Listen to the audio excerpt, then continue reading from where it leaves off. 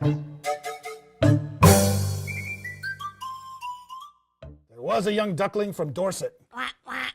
her bust too large for her corset. Whoa. She drew a deep breath, and 6 men met their death. 'Tis better go freely than force it. Yeah. And before the king was she taken, this man being half wolf and half kraken. Wolf, wolf, wolf, wolf, wolf. Enough. Wolf. For in his tight grasp, the people did gasp. Not a penny or crumb was forsaken. I got involved, my wife is a dancer who got me involved in a variety show and said, oh, you could do some puppetry work. So I actually started doing puppets because someone said, why don't you do some puppets? We hear you like them. Yeah, well, who doesn't like puppets? So the next thing I know, I was making puppets and then actually writing scripts so that I could do puppets on a variety show. It wasn't like I made puppets and then went to the variety show. It was, why don't you come to the variety show? Okay, so there I was. So this is Terrence. Terrence is a salamander born in a toxic waste, like many of the ponds and rivers we have these days. Thus the multiple arms. And this here is Grimpen, the Great Grimpen Mire. Great Grimpen Mire is actually the place in Sherlock Holmes' Baskerville story where the dog was kept. That's where I got his name from, which is why he has, these are not ears, they're horns. Devil horns. Devil horns. Terrence is the straight man and Grimpen's the cut up. They recite bawdry poetry. It's not terribly nasty stuff, it's just more sarcastic and insinuating type things. The king's eye did she seize, and she curtsied quite low and moaned, please. And so he did fix the death of the 6. Quietly buried were they in the sea. Blush, blush, blush. And in her he delved and he fell, her plan seemingly going quite...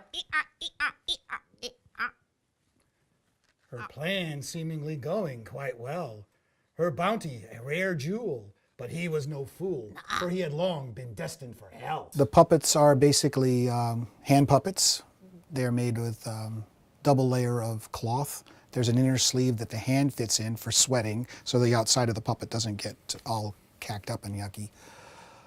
There's 3 sets of tubes inside that the fingers slip inside, so as to give better range of motion when you move your hand. The puppet's mouth moves a little bit better. The puppets are pretty big. They're about 27 inches, they weigh about maybe 3 pounds. They take about 12, 16 hours to make one outside of the design work for it. Puppets allow me to tell stories. And it means it's accessible to me because I can make puppets. I can control them and write the stories for them for what they need to do. They honestly tell me what to do. All these characters do. Once I get the characters set, I really honestly don't write anything. I just channel.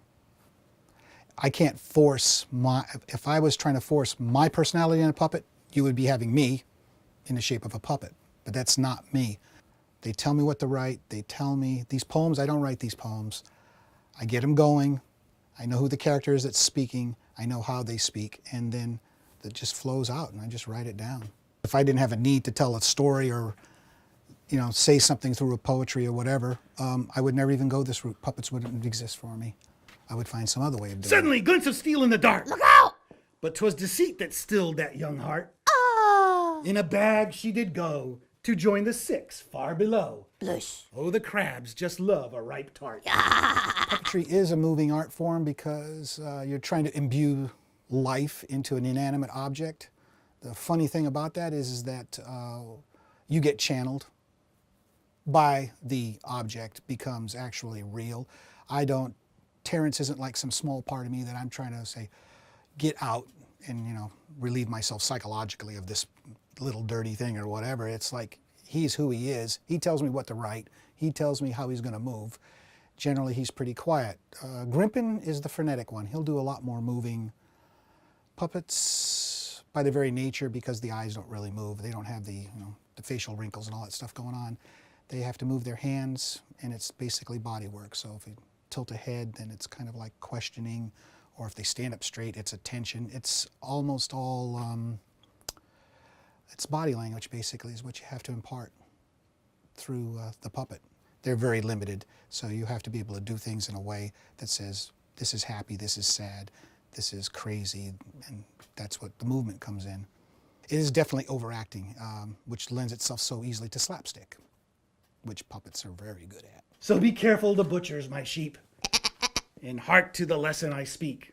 For despite her sweet kisses, she sleeps with the fishes, for only one a secret can keep. Yeah. Chest bump. Chest bump. Ah! Thank you very much. I don't do a lot of dark stuff. I try to make people laugh. The puppets are for fun. They're actually for adults. I write, the material that comes out is for adults. It's not for children. They won't understand it. They'll see the puppets smile, but what the puppets say is not for kids. It's for adults. Adults need to laugh. I have several new characters I want to create. I want to take my puppets into video. I wasn't getting, from the stage performances, I was not getting the kind of feedback that I personally wanted. And I think that maybe I can get that through video where I can control things better. There's a lot of things you can't do on stage that on video you can, because if it's outside the lens, it doesn't exist. But you could have all kinds of things that are out there help supporting to create illusions that you can't do on stage because people will see it, obviously. So on stage, you're limited to you and the puppet. That's it. On a video, everything has been condensed to that. And outside of that, I can do whatever I want. So there could be all kinds of things. There could be sound, there could be visuals, there could be people back there help holding things up, whatever I need to get done so that I can make that small visual work. On a stage, you are the visual. You have no choice but to do that. There is nothing else that you can do that people won't see what's happening.